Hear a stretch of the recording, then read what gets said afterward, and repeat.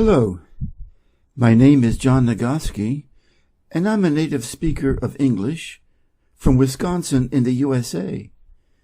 I would like to introduce to you my English reading channel with questions and answers. Peter the Great, 1672 to 1725. In the history of Russia there is no name more famous than that of Peter the Great. Before his time the Russians were far behind the other nations of Europe in knowledge of the arts and the comforts of life. Peter devoted a large part of his reign to improving the condition of his country and his people. He made Russia prosperous, powerful, and respected. He was born in 1672 and was the son of the Emperor Alexis. When only 10 years old, he came to the throne, together with his brother Ivan, who was almost an idiot. The boys were proclaimed joint emperors of Russia, but their sister, Sophia, who was many years older than they, acted as regent. Sophia determined to make herself empress, and leagued herself with Galitzin, the prime minister, with that end in view. "Madam," said Galitzin, "we need fear nothing from Ivan, but Peter alarms me. He has a thirst for knowledge that cannot be quenched. He wishes to know everything." It was as the ministers said. Peter had a remarkable desire for knowledge, and he learned many useful things. When he was about 17 years of age, he was informed that his sister Sophia and Prince Galitzin intended to murder him. Peter at once banished Galitzin to the icy region of Archangel, and confined his sister in a convent. He thus became, at about 18 years of age, the active ruler of Russia, for Ivan could take no share in the government. Peter listened to others before taking important action. He valued particularly the advice of a brilliant Swiss named Lefort, to whom he gave a high position in his court. Lefort urged that the army should be made larger, and be better drilled and equipped. The young emperor accepted this advice. He appointed Lefort to be commander of one division of his army, and directed him to equip and drill it in the very best manner. Peter himself served for a few months under the command of Lefort as a common soldier. He performed all his duties with the greatest faithfulness. He became a subordinate officer, and then rose gradually through every grade until he reached the rank of general.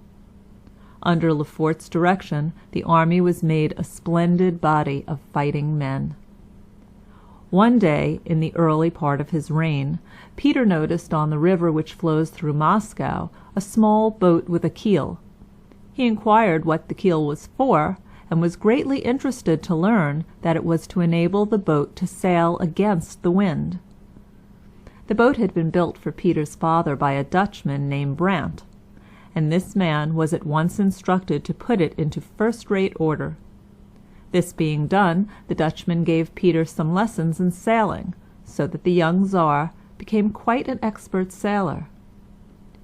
Russia at that time had only one seaport. It was Archangel on the White Sea. So to Archangel the Tsar went, and made it his home for several months. While there he made the acquaintance of a Dutch captain named Much, and from him he learned all about ships and their management. He began as a cabin boy, and worked up through every department of seafaring life until he was fitted to be a naval commander. Peter felt that he must have a navy, and must be at its head, so he thought he ought to know about the building of ships as well as their management. He therefore determined to go to Holland and learn the art of shipbuilding. Putting the affairs of his empire in charge of 3 nobles, he left Russia, with Lefort and some other companions, and went to Amsterdam, the most important city of the Netherlands. After visiting Amsterdam and examining its shipping and its docks, he went to a little town called Zaandam nearby, and there he became a workman in a yard where ships were built for the famous Dutch East India Company. He lived in a little cottage near the yard and cooked his own food.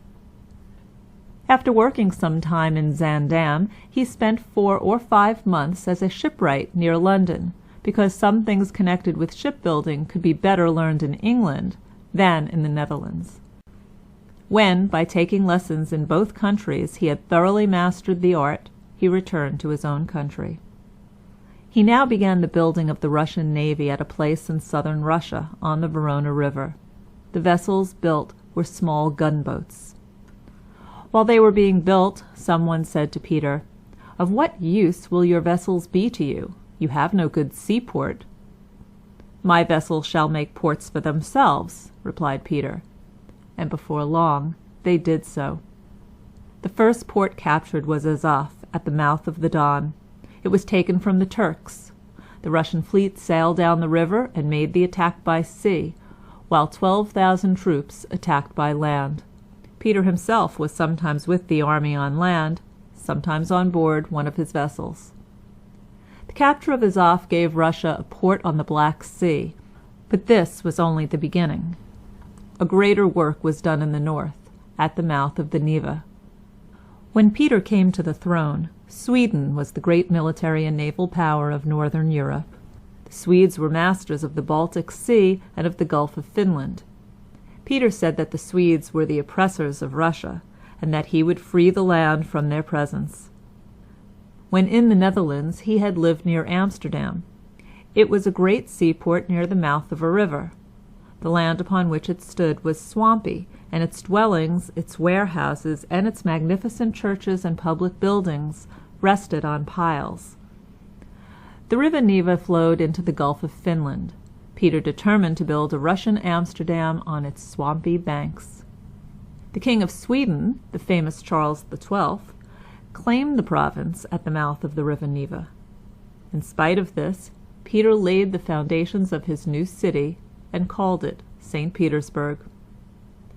When the King of Sweden heard what was going on, he said, "I shall soon put those houses into a blaze." The Swedish fortresses guarded the province and the mouth of the river. Whoever held them would control the commerce of St. Petersburg. The Swedish king was astonished, soon after hearing that the foundations of St. Petersburg had been laid, to learn that Peter's new army and navy had captured his two fortresses, and that the province at the mouth of the Neva was in Peter's hands. Soon afterward, with a well-drilled army, Charles laid siege to Poltava, a small fortified town of the Russians. Peter marched against him. Both sovereigns commanded their armies in person. Charles had been wounded in his heel and had to be carried into battle on a litter. During the battle, a cannonball killed one of the bearers and shattered the litter, whereupon the king is said to have ordered some of the men to carry him upon their pikes. Peter, like Charles, was in the hottest of the fire. His clothes were shot through in several places, one ball going through his hat. After desperate fighting on both sides, the Swedes gave way. They left more than half their number dead or wounded upon the field. Only a few hundred men escaped with the king, who, it is said, was taken off the field in a carriage drawn by 12 horses.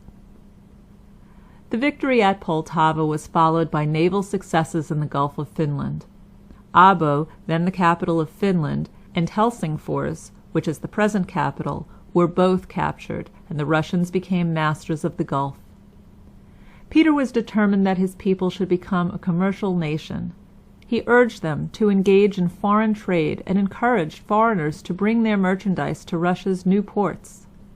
Less than 6 months after the first stone of St. Petersburg was laid, a large ship under Dutch colors ascended the Neva and anchored off the city site.